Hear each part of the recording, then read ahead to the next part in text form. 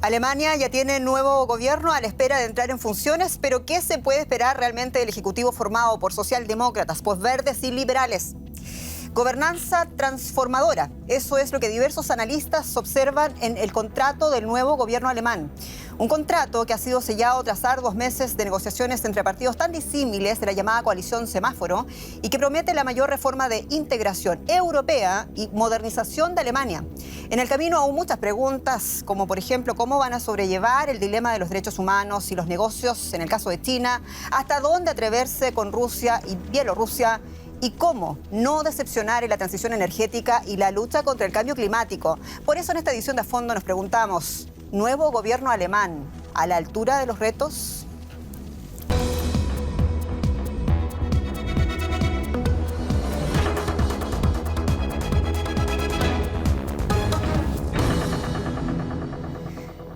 Sean ustedes muy bienvenidos a esta nueva edición de A Fondo. Les acompaña Yeri Pérez desde Berlín. Hoy día, en la mesa de A Fondo, Gina Berlekamp, periodista alemán, independiente, experto en política alemana y europea. Gina dice que el nuevo gobierno propone un buen número de reformas interesantes, pero varios de los problemas más urgentes apenas los toca. Juan Carlos Barrena, corresponsal del Grupo Bocchetto en Berlín y periodista de Deutsche Welle. Juan Carlos dice que el nuevo gobierno no puede fallar en ese objetivo si aspira a que Alemania siga siendo un país competitivo a nivel mundial. Y Diana Luna, internacionalista y asesora de la Fundación Friedrich Naumann para la Libertad. Diana dice que el nuevo gobierno comenzó con el pie derecho. Su voluntad política y complementariedad impulsará, dice, la agenda de modernidad, pero no será fácil. Y como siempre, ustedes pueden ser parte de esta discusión. Escríbanos a fondo@dw.com o puede también participar a través de nuestras publicaciones en redes sociales de Deutsche Welle. Comenzamos inmediatamente con una pregunta contigo, Juan Carlos Barrena, que además ya tienes 40 años viviendo en Berlín como periodista, viviendo la política desde adentro. Considerando que nunca a nivel federal había un gobierno semáforo en este país, ¿qué te parece a ti esa puesta en escena de la presentación del nuevo gobierno alemán?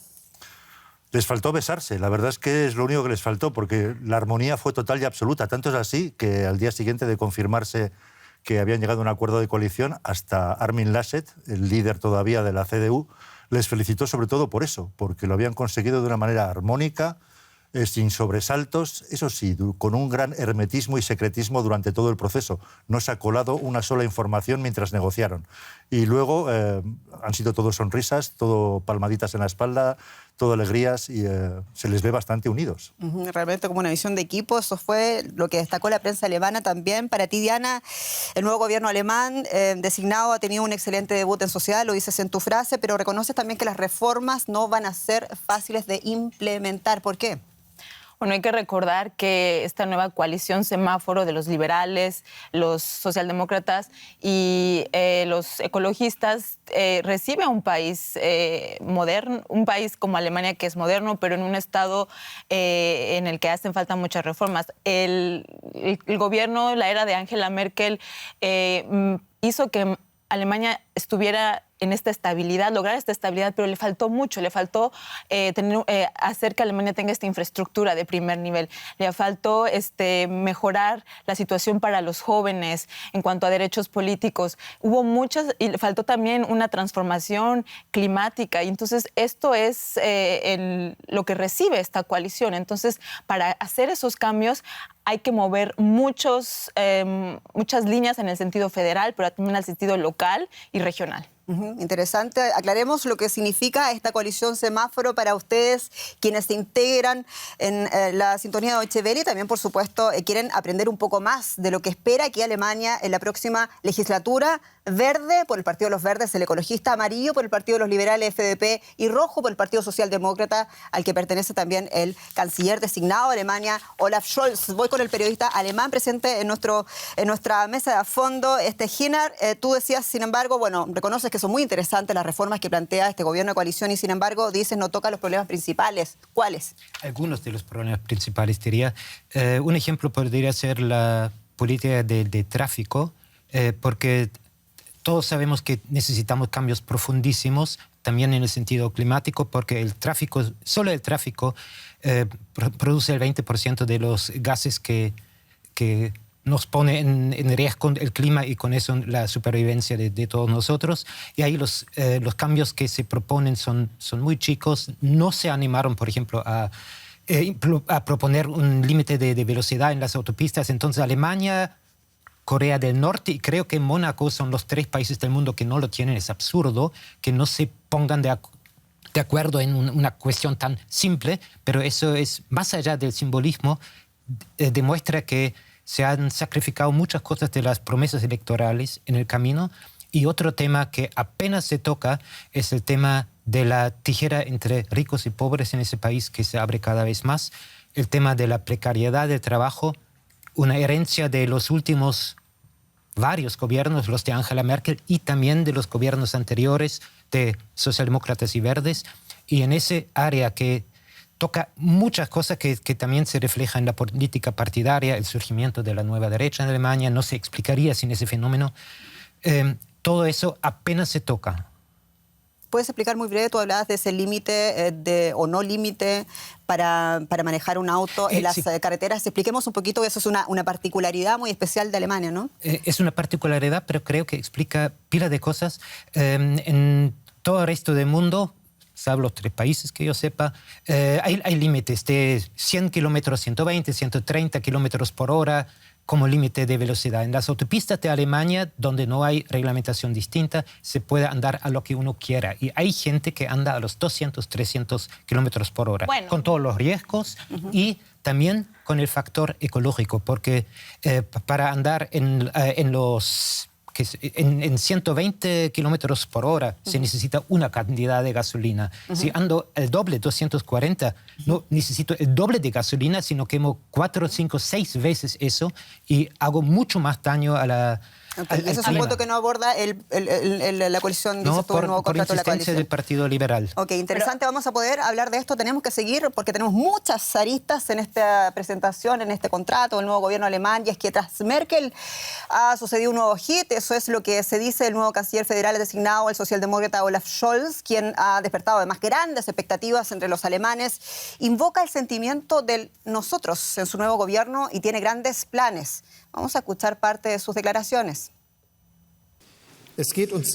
No nos interesa una política del mínimo común denominador, sino una política de gran impacto. Queremos atrevernos a hacer más por la protección del clima, por la reestructuración de nuestra industria, por la modernización del país y el fortalecimiento de la cohesión social. Queremos atrevernos a conseguir un mayor progreso. Y parto dándole la palabra a Diana, aquí nuestra internacionalista, asesora de la Fundación Friedrich Naumann para la Libertad, preguntándote, hablábamos de reformas de modernización, transformación que anuncia el canciller de Alemania, el canciller designado Olaf Scholz. ¿Consideran no necesarias, sino realistas acaso estas reformas? Y les pregunto también, considerando que se trata para muchos analistas aquí en Alemania de una gobernanza transformadora que en medio de una pandemia muy difícilmente puede realmente manifestarse, concretarse. ¿Qué opinas tú? Sí, es un desafío transformar a Alemania después de 16 años de Merkel, pero este es el momento.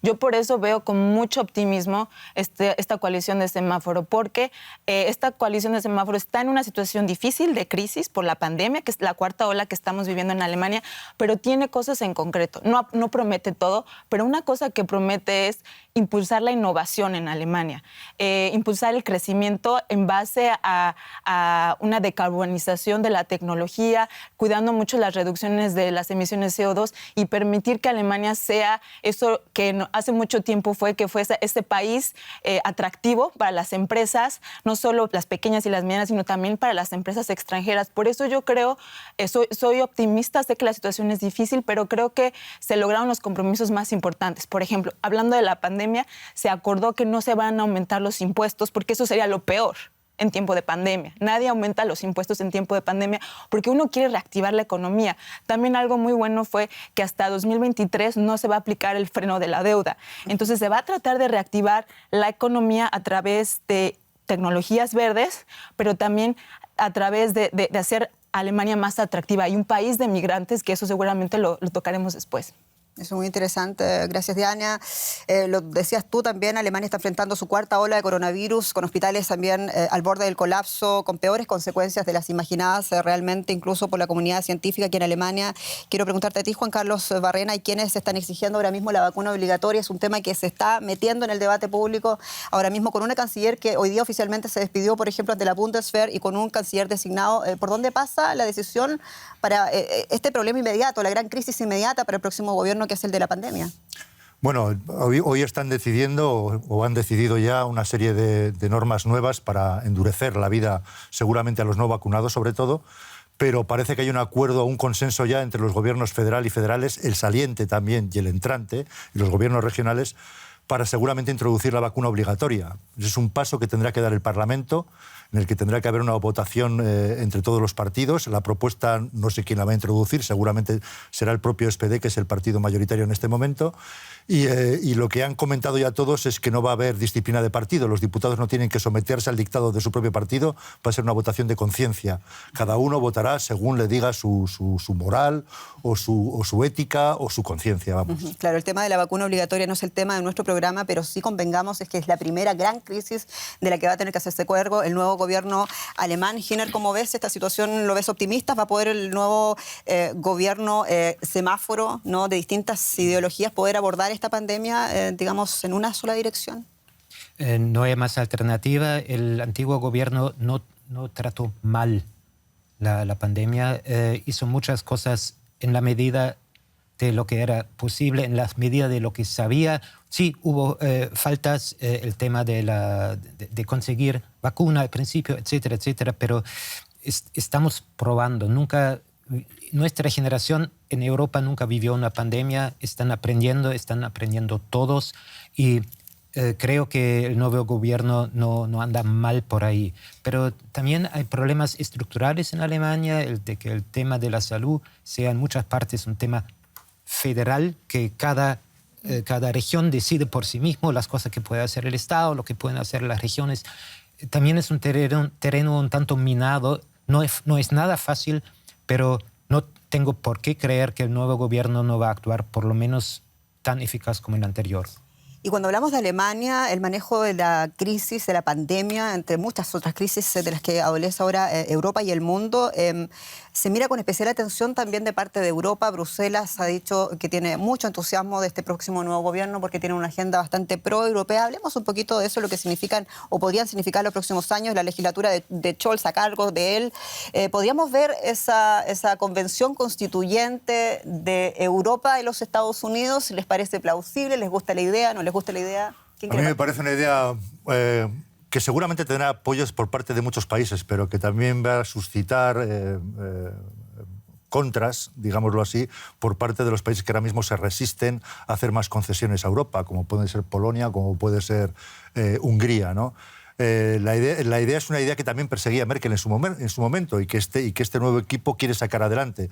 Se trata de hacer lo que has comentado, promover una Constitución europea, darle mucho más papel al Parlamento Europeo, que tome más decisiones y que sean más determinantes, avanzar en la Unión de Europa en el sentido de que podamos tener al final un gobierno real que gobierne para todos los europeos.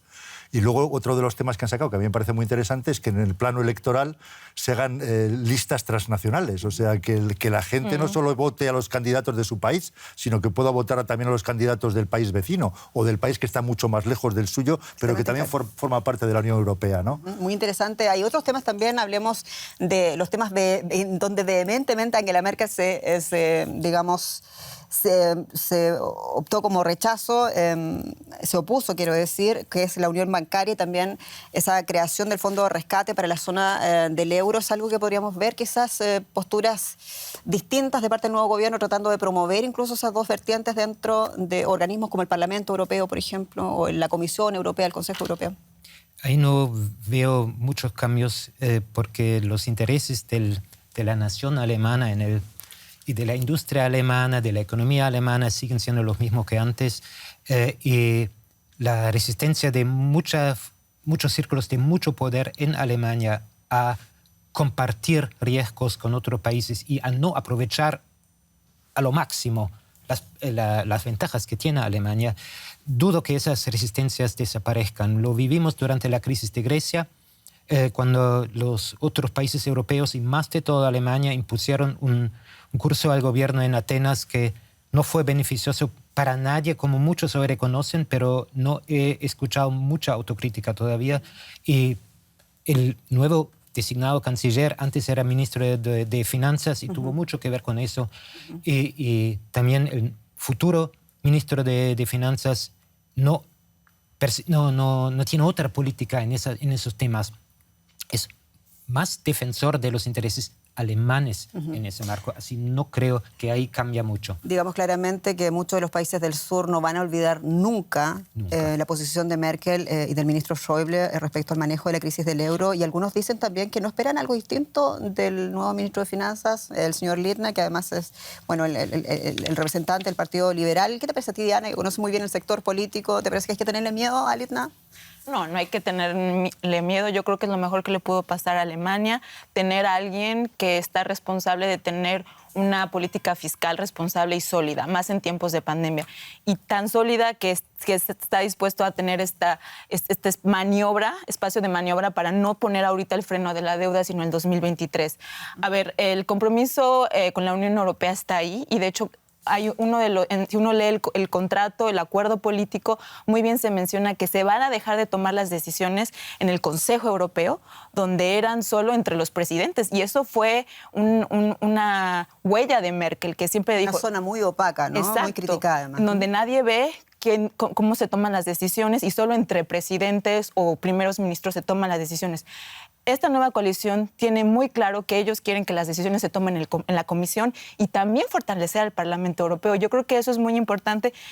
También creo que este proeuropeísmo que vemos en la coalición también tiene que ir acompañado de un convencimiento a la opinión pública alemana. ¿Por qué es importante este proeuropeísmo? No es algo que va a venir de arriba hacia abajo, sino que es un proceso que tiene que permearse también de la sociedad. Por eso yo creo que con este nuevo gobierno se van a tratar de ver, sí, los intereses alemanes, pero en luz a los intereses europeos. Y no como Merkel decía, que lo que es bueno para Alemania es bueno para Europa. Yo creo que esta diferencia sí la vamos a ver. Súper interesante. Tenemos a Diana Luna con su opinión, y hablemos de lo que ha dicho respecto a este tema el canciller designado Olaf Scholz. Hablaba de la amistad con Francia y, por otro lado, de la asociación con los Estados Unidos. Francia, entonces, en el corazón, Juan Carlos, y Estados Unidos en la cabeza para la próxima legislatura alemana. Francia va a ser con seguridad, París va a ser con seguridad el primer punto al que vaya de viaje Scholz cuando sea canciller. Eso es, aquí es un viaje sacrosanto para todo nuevo canciller alemán. Pero, naturalmente, la defensa de las relaciones transatlánticas va a ser también otro de los puntos fuertes del nuevo gobierno alemán, del tripartito que vamos a tener a partir de ahora, ¿no? Yo creo que también es una cosa en la que coinciden también los tres partidos. También los verdes defienden eso y son en eso están en eso bastante unidos, ¿no? Pero lo que sí es cierto es que la relación con Francia es una relación muy especial. Siempre se habla del motor europeo, ¿no? De ese binomio París-Berlín, y eso yo creo que es algo que se va a seguir manteniendo en estos momentos y en el futuro también, ¿no? Sobre todo también a la expectativa de que no se sabe exactamente qué va a pasar dentro de 4 años en los Estados Unidos, si vamos a tener de nuevo un gobierno como el de Donald Trump, por ejemplo, donde Europa se queda bastante sola. Podemos llevarnos otra sorpresa de esas, ¿no? Pero vamos. Por ejemplo. Poco sabemos quién va a gobernar en Francia dentro de poco. Sí, y ha salido también algún candidato que también resulta un poco preocupante, digámoslo así. Adiós. Bueno, estamos hablando de política europea, del futuro del gobierno alemán, y también cómo podría cambiar esa fisonomía del gobierno europeo, quiero decir, a propósito de los nuevos políticos, de esas nuevas fuerzas que van a gobernar Alemania apenas termine de su legislatura Angela Merkel. La nueva ministra de Relaciones Exteriores de Alemania es mujer, se llama Annalena Baerbock, tiene que hacer en materia de política exterior mucho. Y tras años de pragmatismo del gobierno de Merkel, el nuevo gobierno, por ejemplo, quiere separar aguas de verdad con China, con Rusia, con Bielorrusia, presionar de verdad a la deriva autoritaria de socios europeos como son Hungría y Polonia. Pero una política exterior basada en los valores, ¿qué tan conflictiva podría resultar después de todo? Annalena Baerbock será la primera mujer que dirige el Ministerio Alemán de Exteriores. Baerbock quiere que los valores democráticos y los derechos humanos sean punto central de su política. Así lo establecieron los verdes en el acuerdo de coalición. Este punto central se refiere principalmente a las relaciones con potencias como Rusia y China. La agresión de Rusia a Ucrania o las amenazas de China a sus vecinos y su política agresiva comercial podrían ser objeto de mayores sanciones en el futuro. Pero también en el seno de la Unión Europea se critica a miembros como Polonia y Hungría porque su gestión de la democracia y el Estado de Derecho representan una molesta espina para el nuevo gobierno alemán. ¿Puede tener éxito una política exterior basada en valores?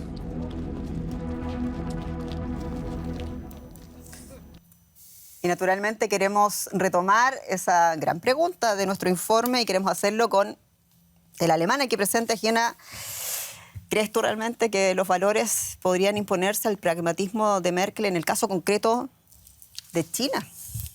En el caso de China, menos de todos.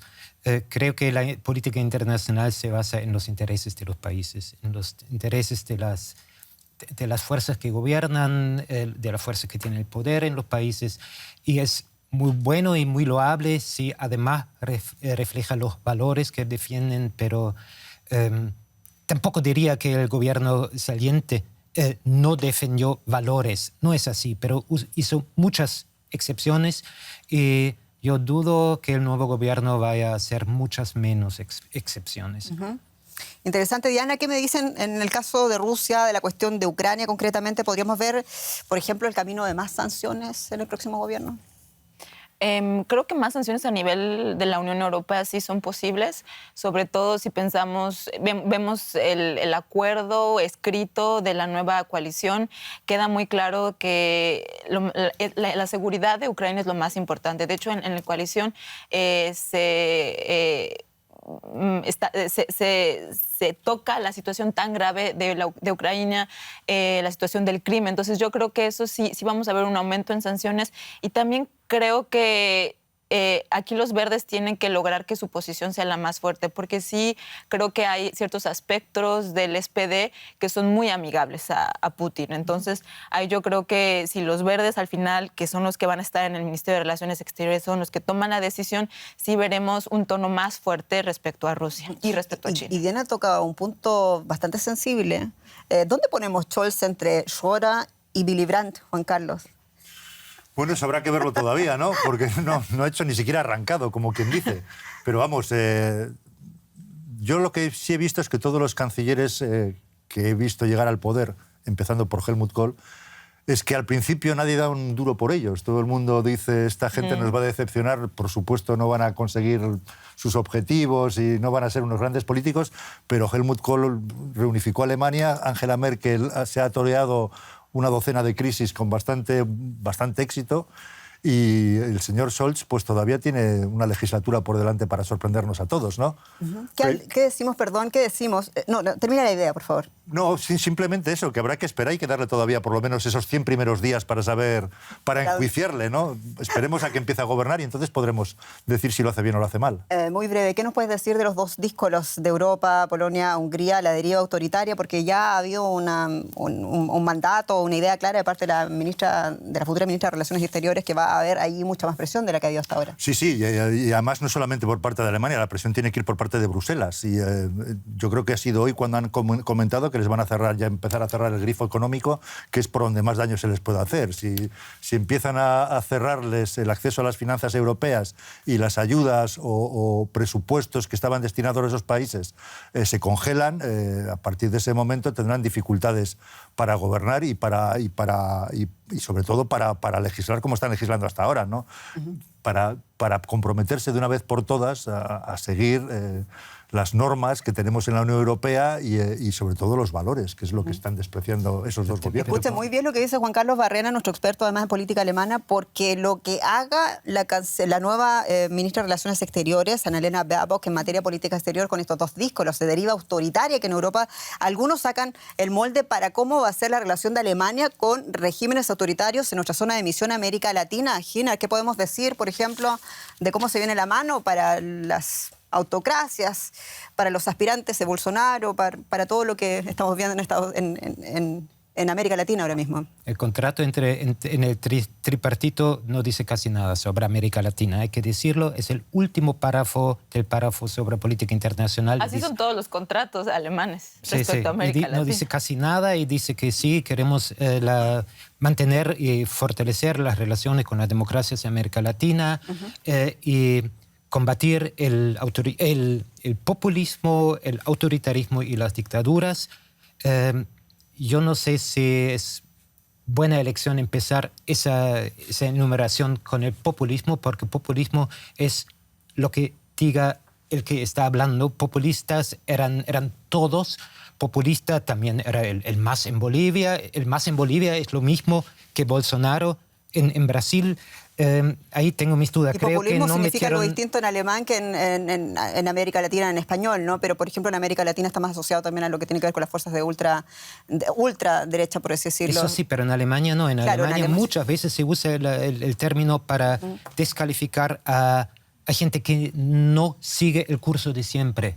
Y eso en América Latina en los últimos 2 decenios muchas veces ha sido lo que se considera la izquierda. Y se confunde también con el clientelismo político, que eso es algo que sí, digamos, es transversal de todas las fuerzas políticas.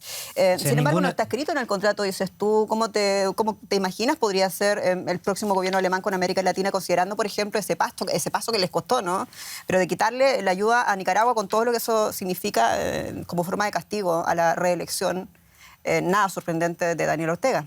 Sí, yo creo que eso es muy importante, que Alemania, a través de la Unión Europea, siga apostándole a los derechos humanos y que sea congruente, que no solo alce la voz por lo que sucede en el Amazonas, que es lamentable, o por Bolsonaro, pero que también sea congruente y alce más la voz por lo que sucede en Cuba, por lo que sucede en Venezuela. Y a veces creo que ese es el reto de transmitirle a la opinión pública, que lo que los regímenes de derecha, de extrema derecha y de extrema izquierda hacen está mal y que Alemania no va a tolerar eso. Entonces, yo ahí sí, esperando que Alemania sea este país más proeuropeo, espero que a través de los diferentes grupos parlamentarios no solo le dejen la agenda a España y a Portugal, sino que ellos también lideren en la Unión Europea en este tema. Eso es interesante. Juan Carlos, tú también con tu expertise como periodista español, ¿qué te parece eso? ¿Debería Alemania tomar más protagonismo eso y no dejarle toda la responsabilidad a España? Sí, lo cierto es que han tenido un cierto desinterés por América Latina en los últimos años. Eso hay que comentarlo. Con el gobierno de Merkel hubo un momento en que viajó con frecuencia, una gira por Colombia y también por México. Chile. Y por Chile, exactamente. Sé que tienen grandes intereses económicos en países como Argentina, como Chile, como México, Colombia, Brasil, los grandes países, ¿no? Pero es una región que han descuidado mucho en los últimos tiempos y a la que tendrían que prestar más atención. Sí, volviendo al tema de las dictaduras o de los gobiernos populistas y tal, yo lo que espero es que el nuevo gobierno alemán trabaje o haga una política exterior que no sea diferente para unos frente a otros. O sea, si vas a protestar contra China y contra Rusia, en la misma medida tendrás que hacerlo contra regímenes dictatoriales, ya sean de izquierdas o de derechas, también en América Latina. Correcto, ¿no? Y por eso es muy importante que en el pacto político se menciona la situación de China, cosa que nunca, de una forma tan clara respecto a lo que está pasando con las violaciones de derechos humanos, respecto a Hong Kong, respecto a Taiwán, es algo muy fuerte, algo así nunca se había visto, que desde en el contrato la política exterior alemana ponga sus líneas rojas. Y es una cuestión extremadamente importante, porque además, para quienes de repente no entienden todo esto del pragmatismo con China, quienes dicen criticar a Venezuela o Nicaragua, pero defienden a China por pragmatismo, le recordamos que China es que sustenta regímenes, por ejemplo, como el de Nicolás Maduro. Y ahí, claro, la conversación tiene otro matiz. ¿O no, Giner, te parece a ti que no es así? Sí, quisiera agregar una cosa, que el canciller alemán tiene mucha fuerza para cerrar puertas. Pero en la diplomacia se trata de abrir puertas y no creo que Alemania sea el país con la capacidad y con la autoridad para educar y castigar al resto del mundo. Bueno, hay un debate en la política exterior. En las declaraciones de la futura cancillera, y si ella dice que hay que... acabo de leer una entrevista donde dice que hay que apostar al diálogo y al castigo. Y eso suena a Theodore Roosevelt, al hablar entraba suave, pero llevar el gran garrote. Es interesante también lo que apunta Gina, porque también está, por ejemplo, allí el debate de lo que hizo la Unión Europea, también amparado por el gobierno de Merkel, de enviar, ¿no?, observadores a las elecciones de Venezuela, por ejemplo. Pero lo hicieron. Eso es una muestra, por ejemplo. Es todo un debate, pero hay que también poner el enfoque en las nuevas generaciones. Los jóvenes que votaron por primera vez en Alemania de 18 a 25 años, estos jóvenes votaron específicamente por los partidos pequeños, por los verdes y los liberales. ¿Por qué? Porque ellos están esperando de Alemania una transformación, y yo por eso difiero, porque yo creo que las voces jóvenes quieren que Alemania asuma ese rol de liderazgo en la Unión Europea. Alemania no siempre tiene que dejárselo a todos. Alemania está ahorita en el momento de asumir ese liderazgo, y eso es lo que yo espero. Y si con eso vienen sanciones, lo siento. Y a propósito, van a poder votar a contar de los 16 años en Alemania. Atención con este cambio en el nuevo gobierno alemán. Hablamos de ellos, de esta nueva coalición semáforo que propone realizar algunos cambios en la política también migratoria, un tema que nos importa a todos. Quieren que sea más fácil venir a Alemania, pero sin poner en riesgo la vida. Pero ¿se aplica esta política también al resto de Europa? Recordemos que hay refugiados que llevan mucho tiempo varados en las fronteras exteriores de la Unión Europea, no solo en Turquía, sino también en Bielorrusia. Y existen disputas dentro de Europa. Hace poco, un grupo de refugiados que vivía en campamentos ilegales en Francia intentaron pasar a Reino Unido y se ahogaron en el Canal de la Mancha. Ahora los dos países se culpan mutuamente del desastre. ¿Cómo puede Europa entonces mantener las normas humanitarias y a la vez también no crear un incentivo para la migración? Esta es una pregunta para todos, pero por favor contigo, Juan Carlos. ¿Cómo debería entonces el nuevo gobierno de Alemania aplicar políticas migratorias que respeten los derechos humanos de ese migrante irregular, sin con ello que Alemania se convierta en un punto atractivo de llamado para nuevos refugiados o migrantes? Bueno, se trata de hacer una migración ordenada, que es algo que también se han planteado los partidos políticos aquí, que se está planteando en toda Europa. Se trata de actuar como está actuando en este momento Australia, como está actuando en este momento Canadá, que son países que permiten la migración porque necesitan migración, y aquí en Europa también la necesitamos, pero es una migración, digámoslo así, selecta, o sea, en el sentido de que no dejan entrar a cualquiera. Por decir una cifra, necesito mecánicos de automóviles, pues me los busco fuera, pero solo dejo entrar a ellos y a sus familias. No permito que entre gente que no tiene ninguna formación que a mí no me valga, ¿no? Esa es la política que tiene en estos momentos Australia o que tiene en estos momentos Canadá. Y es un planteamiento que se lo están haciendo aquí también los políticos alemanes, llevan haciéndoselo mucho tiempo, ¿eh?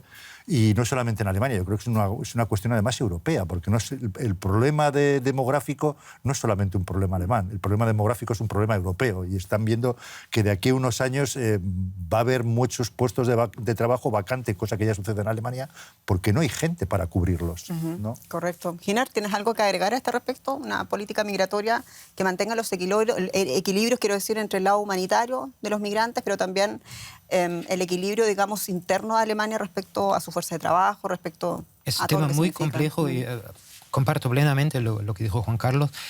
Alemania es un país atractivo y será un país atractivo para la inmigración, y no solo habrá gente con las profesiones que a nosotros, a los alemanes nos sirvan, habrá refugiados, habrá gente que huye de guerras civiles, de conflictos muy violentos, gente que huye simplemente de una pobreza que también es en parte un tema global y no solo de las sociedades de donde vienen, sino las interconexiones internacionales, el peso de la economía de los países desarrollados, de Alemania, todo eso también tiene un papel. Entonces Alemania no puede pasarse por ciego que no vea eso, pero también ahí hacen falta cosas más importantes todavía. También a nivel europeo existe el famoso Tratado de Dublin, que impone que cualquier refugiado que viene a Europa debe quedarse en el país donde llega primero. Eso es muy fácil para Alemania, claro, que está rodeado solo de amigos y de países Hablemos europeos. de los afectados, ¿no? ¿Quiénes pagan eso? Grecia, Grecia, España, Malta. Italia, Malta, los Balcanes, Polonia, correcto. y ahora Polonia. Aunque Polonia, tampoco olvidemos, en Turquía están millones, en Bielorrusia algunos decenas de miles. No confundamos los tamaños de los problemas. Claro, pero en Polonia lo hacen notar, ¿no? Sí, pero también hay intereses políticos en hablar de Polonia y no hablar de Turquía. ¿Cómo te parece debería ser la dirección en este tema de migración, Diana? A mí me emociona mucho que tengamos un claro mandato a una reforma migratoria. Yo tardé más de 9 años en ser ciudadana alemana y ahora con esta nueva reforma migratoria serán 5. Creo que eso es algo estupendo. Creo que tampoco va a ser tan fácil lograrlo porque existe, sobre todo en el Partido Conservador, el partido de Angela Merkel, existen muchas voces en contra de esto. Por eso es que para lo que nosotros pensamos y damos de hecho como países, como Alemania, un país de migración, no, de facto lo es, pero no está en la Constitución. Entonces yo creo que ese cambio es muy bueno, pero sí se tiene que hacer de forma ordenada. A mí me gusta ver, por ejemplo, ejemplos de enfermeras mexicanas que vienen a trabajar aquí de una forma legal y de una forma que pueden traer remesas a México. Creo que si se enfocan primero en lo que es posible, como trabajadores calificados en sectores específicos, va a ser algo muy bueno.